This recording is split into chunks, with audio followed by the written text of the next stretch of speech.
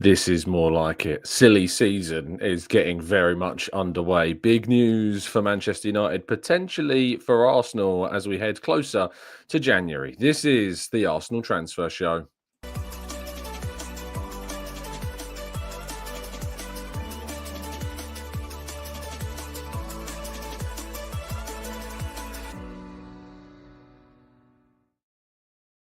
Hello and welcome to the Gooner Talk. Back again with you guys and girls for another episode of what is the Arsenal Transfer Show. Joining you every morning at 8 a.m. UK time. Thank you as always for joining me and making this a part of your morning routines. I hope that you have a fantastic week so far. You've made it to Wednesday. It's match day, of course. Arsenal taking on Crystal Palace in the Carabao Cup quarter final. Chance to reach the semi-final for the first time since early 2022. And so an opportunity that Arsenal should certainly not be missing. Good morning to those joining us in the chat box. Martin, Blackshire, Matt G, Knowledge, Stephen, Jamil, Dan, Shari, Damien, Arasilki, Matt, Glenn, Grantley Poos, Paul, Matt G and Barry. We've got Mohammed and Paul. We've got Pikahu and Gavin and Loga and Mike and plenty more of you lot joining us as always. So thank you so much for tuning in. And if you could drop a like, if you could subscribe, and if you could leave a vote on our poll. I'm leaving a poll in the chat box based upon, of course, what we're discussing today. So go and give that a watch and go give that a press. The question, of course, being, would you take Marcus Rashford at Arsenal? Ignore the financial side of it. I'm just conscious to get your view on whether you'd get him as a player or not. So, yeah, please do let us know what you think. Right. Without further ado, let's go and literally kind of chat about this story. Rashford has told Henry Winter that he is ready to leave Manchester United. Obviously, a huge story in the world of football dropping yesterday evening in conversations with the former Times journalist. He told him that he's ready for a new challenge, that he's not going to be leaving Man United with any bad blood of any kind. But it's a very, very interesting story. It was also a very odd moment journalistically. Like, you don't tend to see kind of these big article tweets come out, and it was almost like the tweet was upside down. It's like all the big parts of the story were like further down the tweet, it was very interesting indeed when you finally read through that kind of insight into what he said. He said, for me personally, I think I'm ready for a new challenge and the next steps. When I leave, it's going to be no hard feelings. You're not going to have any negative comments from me about Manchester United. That's me as a person. If I know a situation is already bad, I'm not going to make it worse. I've seen how other players have left in the past, and I don't want that to be me.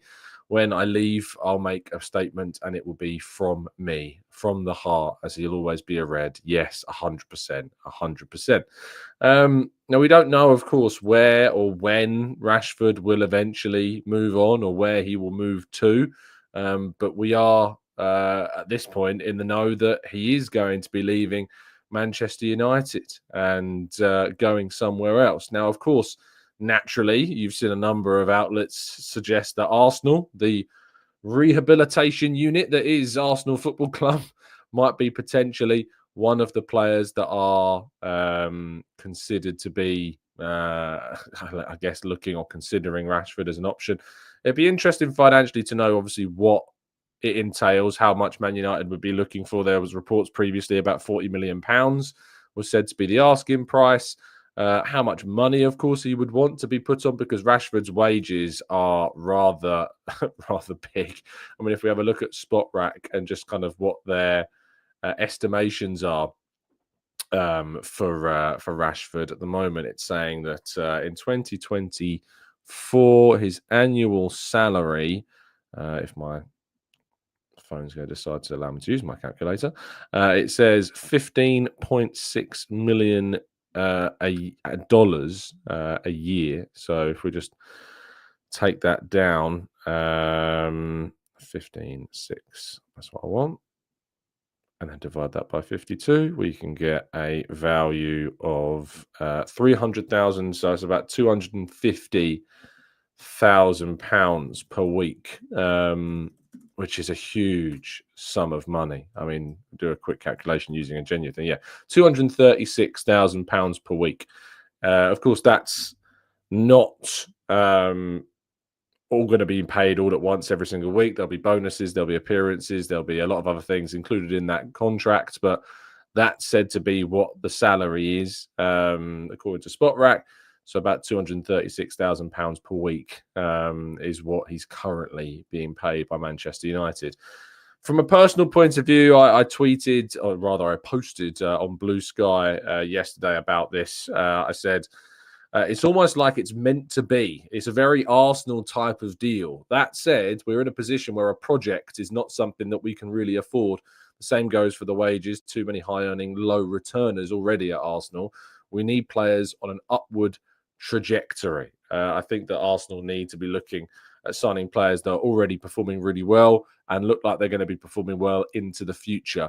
And I just don't see that with Rashford right now. There's no doubt that there is some top quality there as a player. He's someone that's produced some very, very good goal-scoring seasons for Manchester United in his younger years. But we're now sitting and looking at Rashford's returns this season, and he still has 7 goals in 24 games across all competitions so far during a very difficult season for Manchester United. And last season, again, during a difficult campaign, he had 8 goals and 5 assists, but that was in 43 appearances under Erik ten Hag. The season before that, in 22-23, was 30 goals in 56 games for Manchester United. But it shows you what he can produce. And if you are able to get the absolute maximum from Rashford, you can get a very, very impressive return. And he played the majority of that season on the left-hand side, 32 games on the left, 19 through the middle, 4 on the right. From that left-hand side, 17 goals in 32 matches, 5 assists on top of that. A goal rate better than 1 in 2, goal contribution rate better than 2 in 3, I think, as well. So, yeah, very impressive numbers when you get the best. But it's that question mark again. Can you get the best from Marcus Rashford? We'll get some of your thoughts in part 2. Now, today, of course, is the League Cup roundup. Arsenal taking on Crystal Palace, 7:30 kickoff, which is obviously a much nicer time for an evening game. Hopefully, I should be getting home at a relatively normal hour, thanks to that. But Newcastle take on Brentford, 7:45. Southampton take on Liverpool at 8 o'clock, and Spurs taking on Manchester United at 8 o'clock tomorrow. That game is Ruben Amorim against Ange Postecoglou. Very interesting to see which one of those two sides goes through. I'm not expecting anything from Southampton, really. I know they've just sacked their manager, and maybe they'll get a new managerial boost. We can only keep our fingers crossed. Newcastle and Brentford, you'd imagine if Arsenal were to progress through, that maybe one of those two teams would be the favourable option, unless, of course, you might fancy Spurs or Man United over Newcastle or Brentford at the moment, based upon how both those teams have been sporadic successes and sporadic failures so far during this campaign. Arsenal, though, cannot take anything for granted in this game at all. They have to progress. There is no excuses here. Arsenal have got a fantastic draw, the best draw that they could have really asked for, besides maybe Southampton at home, even though Palace have been very good. No disrespect to them, but this is a game that Arsenal should be winning and should be progressing through as well. So really, really looking forward to tonight's game. Hopefully an opportunity for us to get back on track into winning ways, but my goodness me, there is a lot on the line.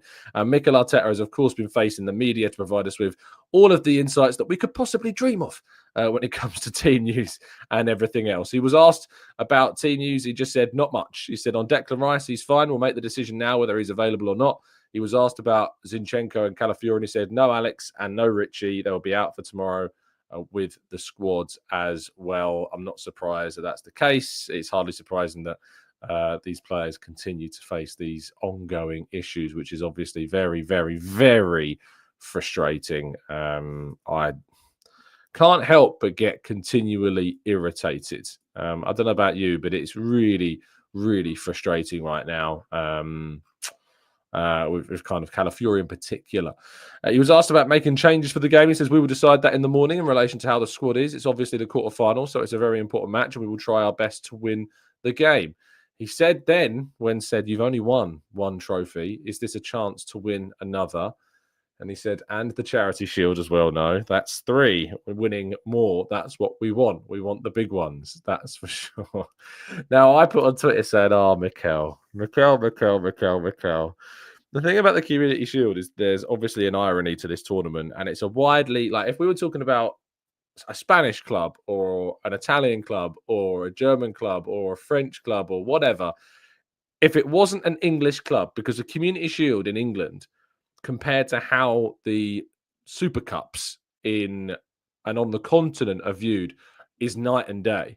So clubs like Barcelona and Real Madrid and Juventus and Inter and all these big European sides that have their own version of the Community Shield.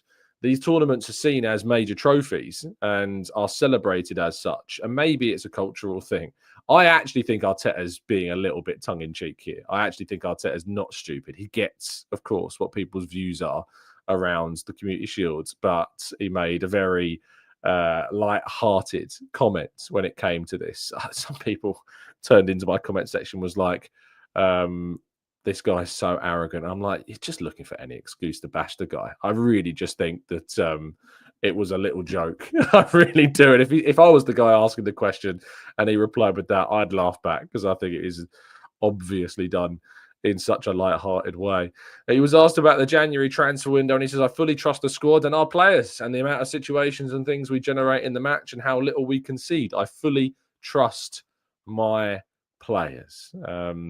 I don't know if we could expect ever any more when it comes to kind of the January transfer window and when it comes to those situations because, well, let's be honest, he's not going to tell you that he's going to sign players. He was asked a little bit later on about it and he says it will depend on what player it is, the value of that player, if there is any other movement in the squad or not. So it's very difficult to answer. He just doesn't want to answer questions about transfers.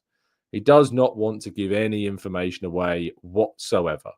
And so for that reason, it's hard to make any conclusion on what Arsenal might do. We just need to be looking at what happens at the end. Come that end of January window, come deadline day, we'll assess what Arsenal have done and we'll have our conclusions about about what Arsenal have done and what they're going to do. So let's wait and see, shall we? But we're going to look ahead to the next game, which is, of course, tonight's match against Crystal Palace. I've given you a hint to the lineup, but let's jump to that now.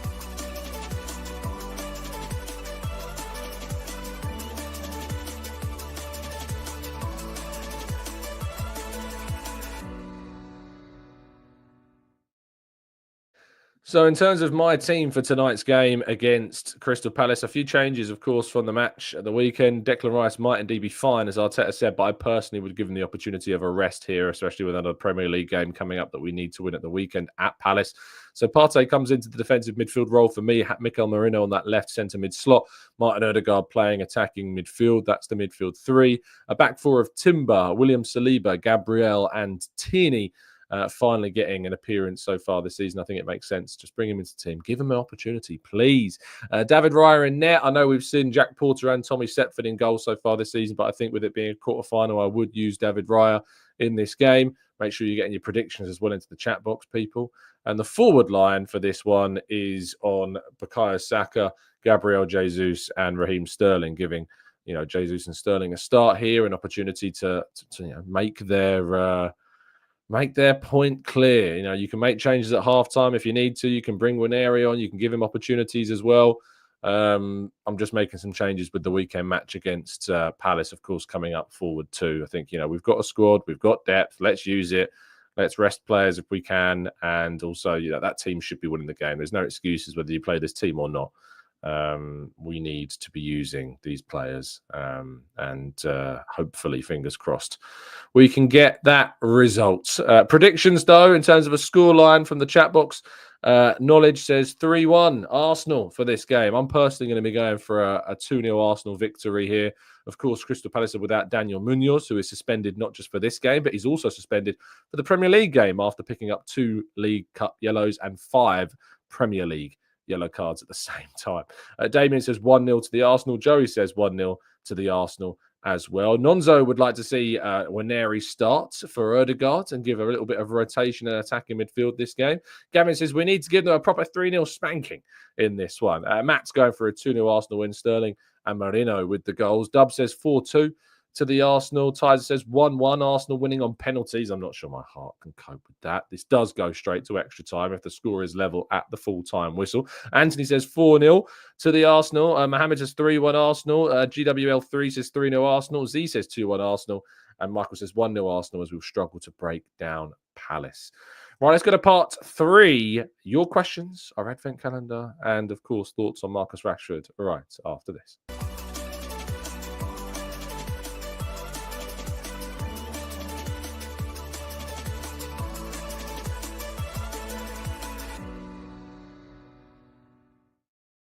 Okay, this is part 3 of the show where we're going to be tackling your questions, your thoughts on all the topics that we've discussed today. And with it being Wednesday, 18th of December, 1 week until Christmas, we found number 18. And today, this is getting out of hand.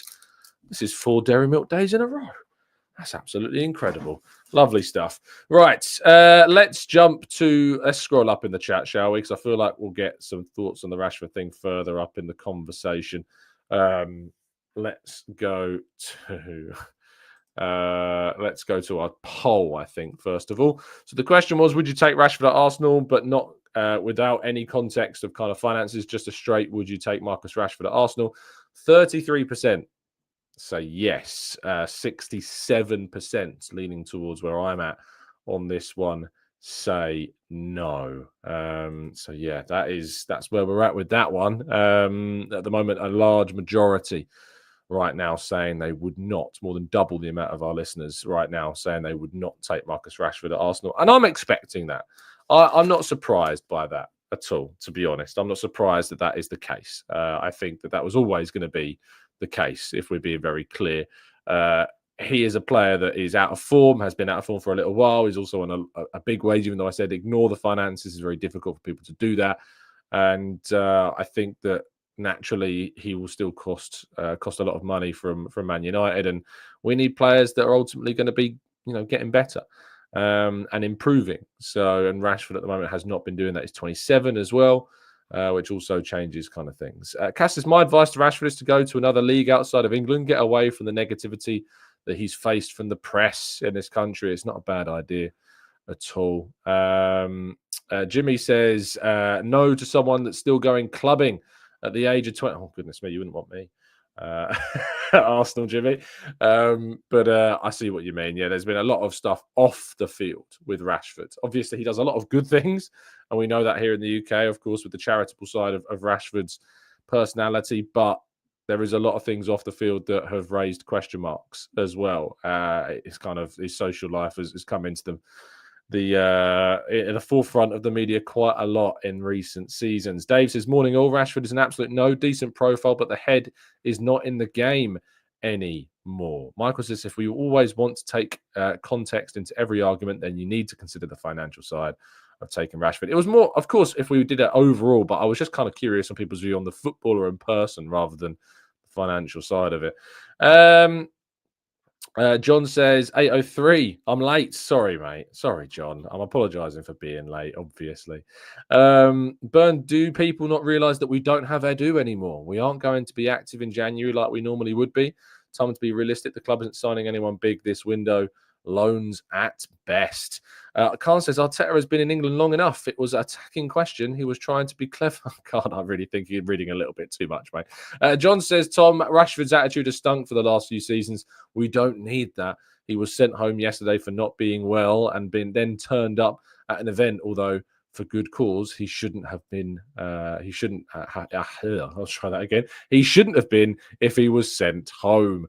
Dub says, do you feel like we're looking in the wrong place for our left 8? I feel like it should be an Ødegaard type player and we should be looking to sign a number 10, trying to bring like an Ødegaard type figurehead and then having either a Partey or a Rice holding down that number 6 position. Chunho says, not getting Rashford because we have too many high wage earners that are already not performing.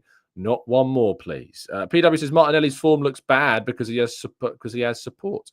Ridiculous inverted left back and no Xhaka. Martinelli left isolated. I mean, if you watch Thierry Henry's breakdown of Martinelli, he perfectly explained how it doesn't matter that he doesn't have a player like an Ødegaard or a left back. He explained how in those one-on-one situations, without it being a 2-on-1, he's not taking the ownership for his mistakes. He's not taking the ownership for those situations. He's not being attacking enough. Henry explained it perfectly. King says, I don't care about the stuff off-field issues. I just don't rate him as a player. We need someone who is going to be consistent and better than Martinelli, but I do wish him all the best. Alex says, can a one-match competition such as the Community Shield be described as a tournament? The argument being, of course, from some that the Community Shield is harder to win than the FA Cup, which is, I think I've seen people have some pretty good debates about that argument. As I said, if we were talking about this in Europe, we wouldn't be having a debate if we were talking about this from a European perspective, because Super Cup competitions are seen as major trophies on the continent, but it's just never been the case here at all. Lee Back says, Tommy boy, I'm a big Rashford fan, and a fit and hungry Rashford would walk into our starting 11. I'd be, look, if we were talking about Rashford 2 years ago, fit, hungry, attacking, I personally think that when it comes to that kind of that profile, that figure, that informed player, you're right, he does. But that's not the Rashford that we have right now. And I don't think Arsenal have space for a project. PW says, Harry disagrees with Henry about Martinelli. And Harry is very much entitled to his opinion. But I think when it comes to Martinelli, Henry is absolutely spot on. Andrew says, Thierry Henry's analysis on Martinelli was spot on. Byron says, 2020 Martinelli would just run past players regardless. Now it almost looks as if he's scared to take players on. And John says, I think he has got a lot going on behind the scenes in recent seasons. Loss of friends, not making light of mental issues, but we don't need a Dele Alli situation right now, and needs to kind of sort out that side as well. Players obviously are some of the most in the public eye people on earth, and that takes a mental toll. I agree in the sense of, I'm not sure that we do have the capacity to take on a player that's got a lot going on at the moment. And I think that he needs to find himself a place, probably, as someone said in the chat box, outside of England, to track, to take away, to take the pressure off and start again. I think that's really, really important. Let's go to Proper Med, who says, I would rather have Martinelli for 2 years ago than Rashford from 2 years ago. I mean, Rashford scored double the amount of goals that Martinelli scored 2 years ago in that same season. So, interesting point. Matt says Rashford from 2 years ago is the perfect profile for that left wing, in my opinion. Again, it's hard to disagree, but that's not the Rashford that we're seeing. That's not the Rashford that you're going to be getting, unless, of course, Arteta can work some magic. Bika says, Tom, do you think the Arteta doubters would give him more time if we were to win a cup? Some say he has to win anything, comparing him to Ten Hag, or be sacked. I think they'll still want him sacked, even if he won a cup. It's easy to say, isn't it, if you're one of Arteta's biggest haters, that he needs to win a trophy. I don't think the League Cup would save him for a lot of them. I think it would take the pressure off overall. I think it is needed. It's absolutely something. I've been really down on the Carabao Cup in recent seasons, but it's reached a point after 4 years. We're looking at that. I think we absolutely have to try and win this League Cup. We have to try and take this pressure off in terms of the trophy side of things. So yeah, I really would like us to see us lift the Carabao Cup this season. I think it would mean quite a lot more than the cup in itself is actually worth. I think actually the context of winning that trophy would be really, really important. Sibby says, excited to see a midfield without Rice. Partey has to show his metals to kill the game with these killer passes as well. I had a really interesting discussion this morning. Somebody actually really went in on Declan Rice in our comment section, and was basically saying he's horrendous and not very good, and he's fed up of these sideways passes. And I was kind of curious to see what the numbers were when it came to progressive passes per 90. Partey 5.98 progressive passes per 90, Marino 5.78, Rice 7.18. To which they were like, well, you need to talk about key passes. Okay, I'll talk about key passes. Key passes per 90, Partey 0.6, Marino 0.67, Rice 1.53. It's always good when numbers come in and just crumble those arguments, isn't it? G Weber says, no, Rashford is another project. Rafinha is a better fit. I doubt you'll be able to get Rafinha out of Barcelona. And I guess this is the other argument as well. It's like we say that we want these big players. A lot of the big players, especially in those wide positions, are already at big clubs. Rafinha, of course, being one of them. And this argument is that, do you go and buy a player who is obviously a big player and has produced some fantastic things and is in a little bit of a rut and needs to be kind of elevated again, because that's the only way that you can get some of the best players in the world when they're not performing particularly well and you've got the chance to revive them? Because buying a player like a Rafinha when their form has been very, very good at a top club is next to impossible. So I'm very curious indeed to see how that goes down. Proper says the Partey numbers will be skewed because he also plays right back. I mean, this is over the last year, those numbers, Proper. Over the last year. And that's what's the most ironic about this is that Partey's playing right back has been a tiny percentage. So it would not have such a huge impact for him playing. And even if he was playing right back, actually playing right back gives you the opportunity to play more forward passes as well. Because playing in that right side position at right back, you are playing a lot of forward passes to Odegaard, into Saka. So playing right back is not taken away at all or skewing those numbers in any way. And in fact, it actually, I mean, we did a thing on the channel at the start of, I think it was last season, where we played the Fulham game where Partey played right back, and his numbers at right back saw him produce better progressive passing numbers than his average of playing in midfield for the entirety of the previous season. So I'm afraid, Popper, no, that doesn't stack up. That doesn't change the numbers at all. And that, in fact, Partey playing at right back would actually prop up some of his progressive passing numbers. Jabby says, I love my manager. I can't help but feel he is not flexible in forward positions. How often have we seen a Martinelli central with Trossard left or a Saka Martinelli switch sides in games? It's something we've talked about on the channel in these last few days. We absolutely need to find a way to be more unpredictable, to see those players swap sides, to see those players do those types of things that we just don't do. And Matt says, when the LA Rams and Denver Nuggets were close to a title, KSE spent big and to go all in and help them get over the edge. I wonder what's holding them back from doing that for Arsenal. Edu Math Vibes says, Matoma is the answer. Much better player than Martinelli. Matoma, of course, has not been like the player he was when he first burst onto kind of the Premier League scene, but he still produced some really, really good numbers. His goals aren't, the most wildly frequent so far during this season. In fact, if we have a look at this season, he's got 3 goals and 2 assists, which is less goal contributions than Martinelli. But he has been playing for a Brighton side, I suppose. But Brighton have been all right this season as well. Brighton, it was a surprise they lost that game at the weekend to Palace because they were threatening to close in on the top 4 with a potential win. So despite this kind of saying that Matoma is much better than Martinelli in a really struggling season for Martinelli, Martinelli has more goal contributions than Matoma. Russ says it would be Mbeumo for me. I think for me, Mbeumo would be a really good addition to the team and would certainly add plenty of quality as a player that I would like to see come to the club. Byron says, how did we go from playing beautiful tiki-taka type football a few weeks ago to how we play now? We should have walked over Everton. I don't think that this idea that Arsenal have been playing or have played amazing Barcelona-style football under Arteta or were doing that 2 years ago is actually the case. I just think it's a difference in being more clinical. I think we've just been more clinical in those games. I think we've just taken more of our chances because let's be honest, against Fulham, we created chances that we should have scored. Against Everton, we created chances that we should have scored, and we should have been home and dry. Against Monaco, we won 3-0. It could have been 7 with the way in which we created such big chances for Odegaard, for Jesus in those games. Could have been far more.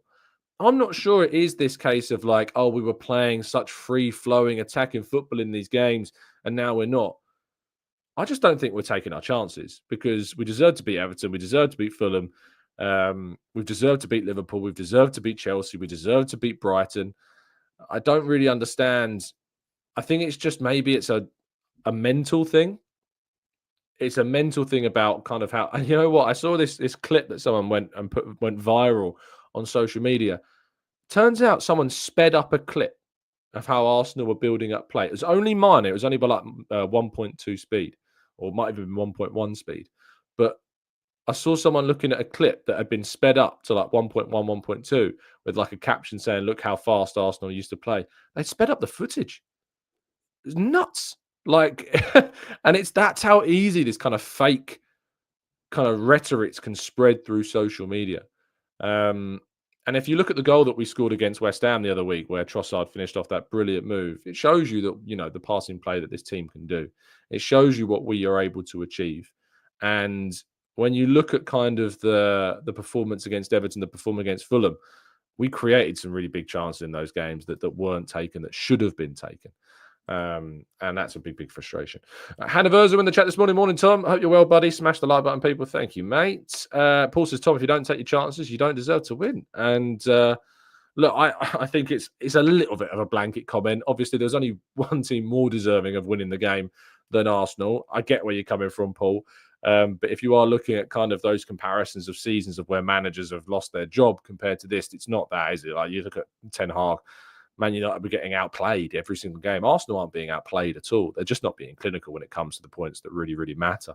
Jabu says a lot of the suggestions are right-sided, and Buemo, Semenyo. We need a left-sided option.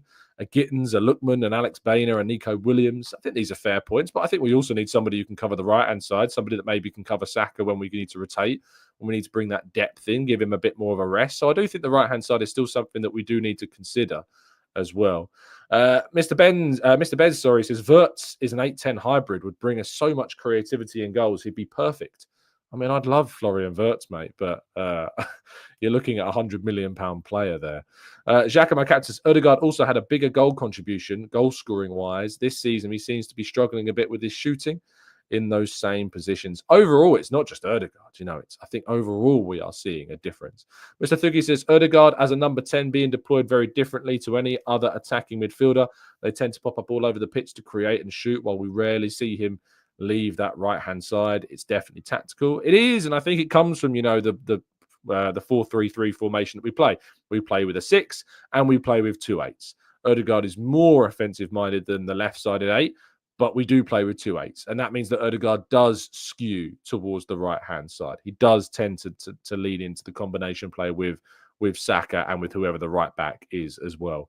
The left-hand 8 is not as a creative figure. And that's why I've wanted to see Nwaneri and Odegaard play together, but mainly with Odegaard swapping to the left, bringing Nwaneri to the right, and kind of seeing how that dynamic works. I'd like to see that happen. Logan says, every season we have a game where we just fail to score. Bad luck and low blocks are usually the reason. Not a good idea to use it as necessarily a metric. JC says, Tom, I'm a big fan of Mikel Arteta, but I'm disappointed to see how ponderous we can be in the build-up. Where has the team gone from a couple of seasons ago when we were blowing teams away early on? And again, this comes back to that left-hand side and that analysis that Thierry Henry did about Martinelli. And I think Trossard's guilty of this to a degree as well, though Trossard does tend to be a little bit more proactive in going at players, and you do see him run into the byline more, getting crossed into the box, and cutting inside. Whereas Martinelli's lost that edge, lost that confidence, and he's in one-on-one situations. He doesn't take the player on as much as he should, or he kind of shuffles the ball along the touchline and then puts himself into a corner. And by that time, another defender's come across to stop him. He needs to be quicker. He needs to take that heavier touch and then bang, get around the player and use his pace to get him behind, because he's not using his pace. He's not using his pace whatsoever, and it's a really big concern. And it does need to be addressed. And I hope that he saw that analysis of Henry, and I hope that it kicks him into gear somewhat as well. Dan says, what happens when we finish with a lower points tally than last season? Is that a failure, even with the Carabao Cup? I'd say so. It depends where we finish, Dan, doesn't it? Imagine finishing with a lower points tally, but you win the league. It's interesting. I guess we'll have to wait and see, Dan, where indeed the season does end up. If it turns out that we're in this position whereby, if it turns out where we finish third, fourth, and we've won nothing, it's going to be really hard to justify.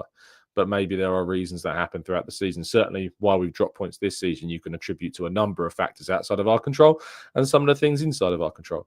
PW says, Tom, stop bashing Martinelli. He has no support on the left-hand side. PW's got a bit of an agenda when it comes to Martinelli. He doesn't like any criticism whatsoever. PW, if you were to have a criticism of Martinelli's performance, it's because clearly there's a reason when it comes to kind of 15 goals, 6 assists, that dropping to about half, sometimes less than half.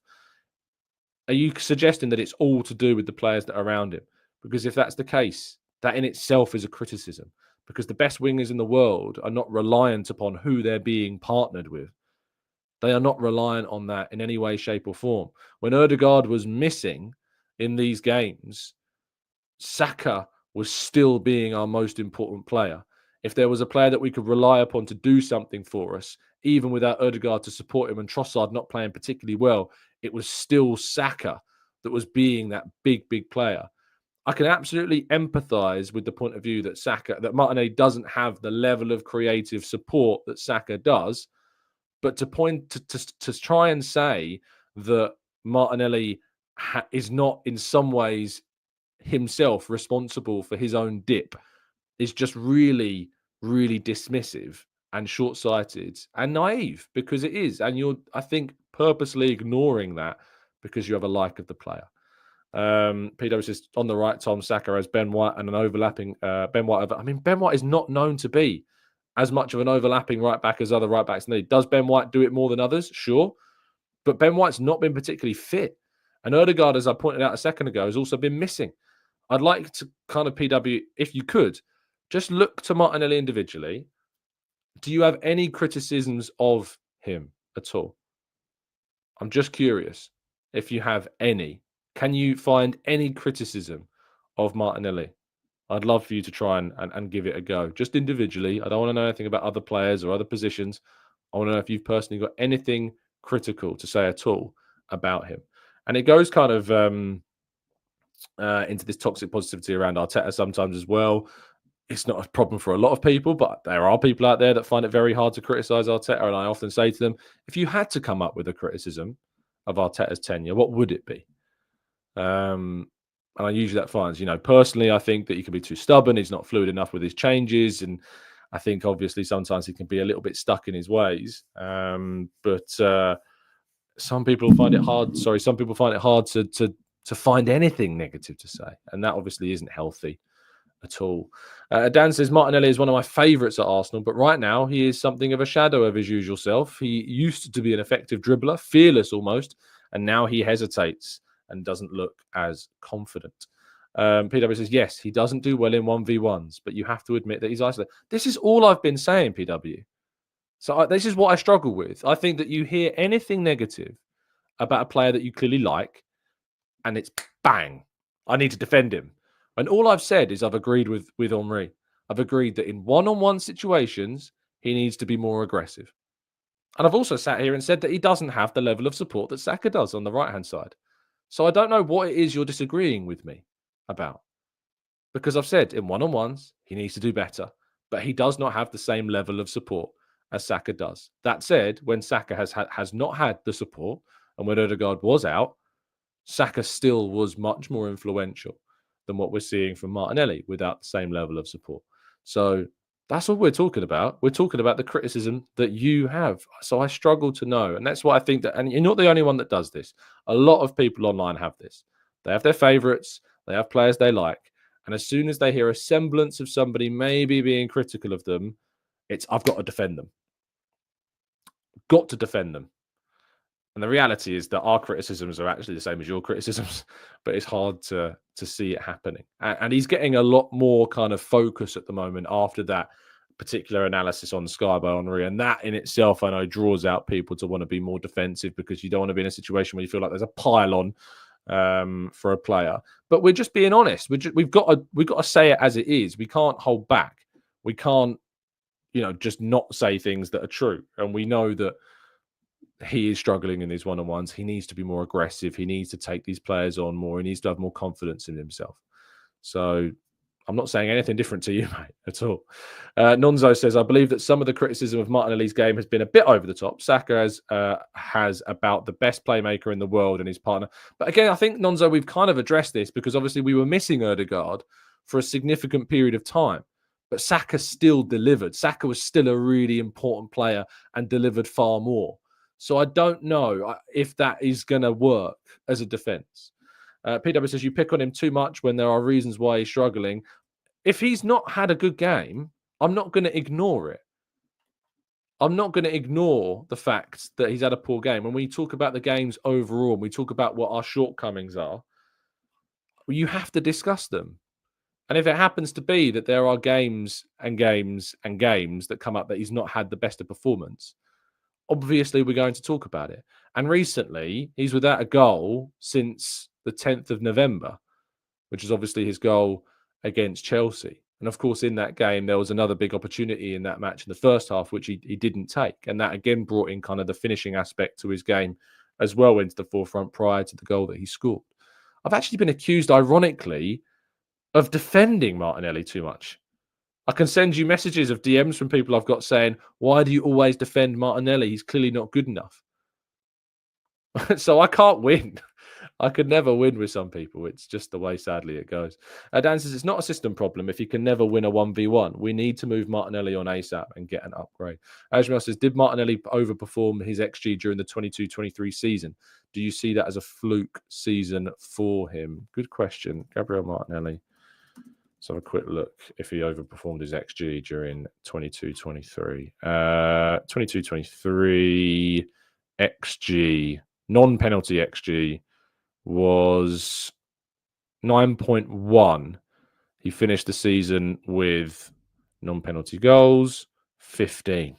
So, yeah, it was a considerable overachievement from what he was expected to have scored. This season, he has a non-penalty XG of 2.3, and he's scored 3 goals. So he's overachieving his XG, but his XG of 2.3 is really low. Really, really last season he had non-penalty XG of 6.8 in 35 matches. 6.8, and that's because he's not getting into those shooting positions as well, and he's not beating his man, and he's not getting into those positions to score either through 1v1 situations or perhaps his movement, and that's quite a huge. I mean, if we compare that to Saka, FB ref Saka. Let's have a look at Saka's XG and have a look at how he's getting on. Non-penalty XG for this season, 22, 20, 24, 25. Non-penalty XG, 3.4. So it's 1.1 higher than Martin, which is, we're talking about an increase of, a third, 33% higher. For Saka, and he's scored 5 goals. So he's outperforming his XG of 3.4 by 1.6. Last season, Saka had a non-penalty, and that's, by the way, with Ødegaard being missing for basically half the season. It's also worth pointing out. Last season, he had an non-penalty XG of 10.8. Non-penalty goals was 10. So actually, Saka slightly underperformed his XG during his non-penalty XG during last season, but it's that 10.8, and you compare that to Martinelli's non-penalty XG of 6.8. That it's just significantly lower, isn't it? It's just significantly lower, and we can talk about how obviously Martinelli doesn't have Ødegaard there, he doesn't have a Xhaka there, and if we have a look at that season before. So the non-penalty XG for the season that he had Xhaka, which was 22-23, that non-penalty XG was 9.1. Saka's during that 22-23 season was 9.1. So Saka's was exactly the same as Martinelli during that season. So are we suggesting then, so if we say that since 22-23, Saka's non-penalty XG of 9.1 being the same as Gabriel Martinelli's 9.1 non-penalty XG, can we really say that the loss of Granit Xhaka is the sole reason behind that drop? Because while Saka's non-penalty goals during that season was 12, which was ironically less than what Martinelli scored, which was 15 non-penalty goals during that campaign, obviously we saw a significant dip in Martinelli compared to a rise in Saka. So that's really, really interesting. And I think that it also brings into the argument the idea that if you've got a player that's been so reliant upon external factors and who you're playing with, you also need to look internally and individually as, can that player deliver when those players aren't there? We know Saka can, because Ødegaard's not been there and Ben White's not been fit. And yet he still continues to deliver at a 33% higher rate than Martinelli has. It's really interesting. It's really interesting, those numbers, and seeing the significant drop. Because 2 years ago, he was matching the non-penalty XG of Saka. Our left and right-hand side were almost in balance. And Xhaka's exit has definitely affected that. But I don't think that you can justify it based off just one player leaving and then say, it takes all the responsibility off, because it's not like no one's been there. Rice has obviously still been there. Marino has been there. Havertz was there at the start of last season as well. So really interesting bits of data that to kind of look into. I'm also of the opinion that I think Trossard's arrival has also played a part in this. And that's what's important. Sila says, Tom, where is Tomiyasu? Does the guy even exist? He's had a significant injury, so he's continuing to be out. TGR says XG stats aren't representative under Arteta, I would dare to propose. Context such as style of play and number of games being taken into account. I mean, do you want to do it by per 90? You can do it per 90 if you like. So non-penalty XG per 90 this season for Saka is 0.25.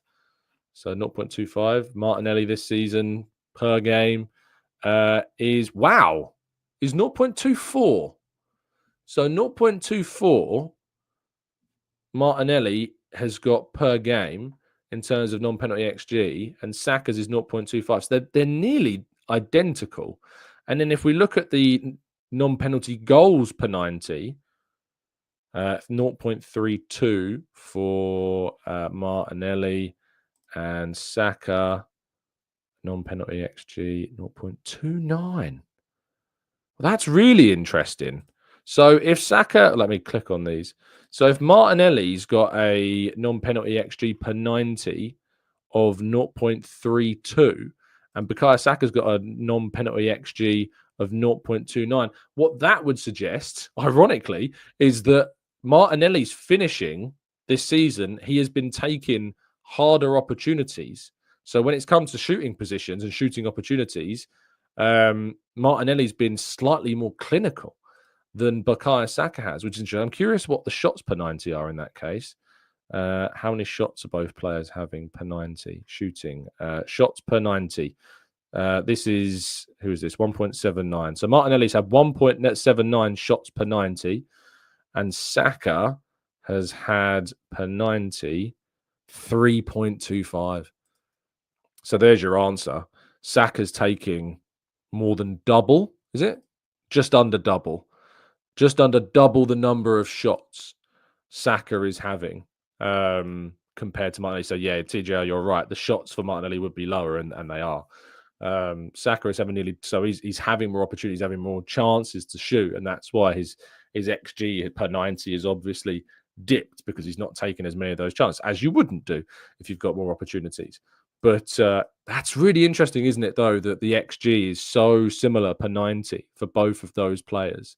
And yet Saka's obviously scored a significant number of more goals, but also taken a significant number more shots as well. I'm curious, is there a stat we can have for kind of take on success? Because that would also be really interesting to see. Take on percentage, success rate, successful take ons. So per 90, Martinelli, this is where I absolutely expose. It's why I like doing these live, because I've got nowhere to hide when it comes to these numbers. That's why I like doing them live. I'm not going to lie to you when I see them on the screen.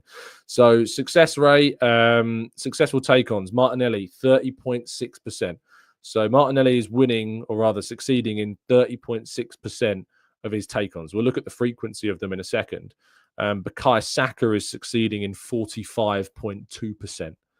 So it's a 15% increase for Saka's successful take-ons compared to Martinelli's. And there, if we have a look at the number of take-ons, so take-ons attempted, 5.16 for Martinelli, and for Saka, 5.29. So they're basically the same, really, but Saka's just far better when it comes to taking players on and succeeding. And maybe that is in some ways a reason why Martinelli's confidence has dipped so much. Successful take-ons per 90, 1.58 for Martinelli. For Saka, it's 2.39. And that kind of shows you, if you like, the level of confidence difference between the two, and also the success rate and what they're having, a 15% increase in Saka's compared to Martinelli. That's nothing to do with who plays with you. That's nothing to do with the support that you've got. That's just how good you are in 1v1 situations. And it shows you significantly that Saka's significantly better 1v1 player than what Martinelli is. And I think obviously that's led in some ways. But I think the shooting stuff's really interesting because obviously while Martinelli's getting less shots than Saka is, his non-penalty XG, as we talked about, is 0.24 per 90. And Saka's is 0.25. So there's not too much of a difference in the actual XG per 90 when it comes to those the opportunities that they are taking. That's really, really interesting because their goals per 90, non-penalty goals per 90, 0.32 for Martinelli, and for Saka, it's 0.29. And I think that's also really, really interesting that Martinelli's outperforming his XG per 90 better than Saka is. Now, I think, as we've talked about, that's because of the number of shots both of them are having. But that's interesting. So Roswell Cal says, isn't that a 50%? Yes, you're right. Sorry, it is. It's a 50% increase because it's 0.3 to 0.45. So yes, you're right. So a 50% increase. I mean, they back PW says, I'm pleased these stats back Martinelli. They back Martinelli in terms of kind of the chance taking, but certainly they are very vindicating when it comes to those take-ons, which is what we've been talking about. And that's why maybe he goes back. That's why maybe he's been more passive. That's why maybe he's been more afraid to take those players on. And it proves that point that when it comes to comparing Saka and Martinelli as players, and you take out all of the outside factors, like who's playing with them, what type of fullback they're playing with, when it just comes to their take-ons, it's very, very telling indeed, the 50% increase that Saka has over Martinelli, indeed. Anyway, that's going to bring us to the end of what has been a very stat-driven part 2, or part 3, I should say, of today's show. Please do make sure you drop a like on the video and subscribe to the channel when you're new around here with those notifications turned on so you never miss a show. Have a absolutely fantastic day. Of course, I know the result this evening will be much influencing that day for you. I'll be very much looking forward to getting down to the Emirates a little bit later on, and I'm looking forward to hopefully seeing us reach a semi-final. Have a fantastic day. Stay safe, stay well, stay happy and respectful, and as always, up the Arsenal.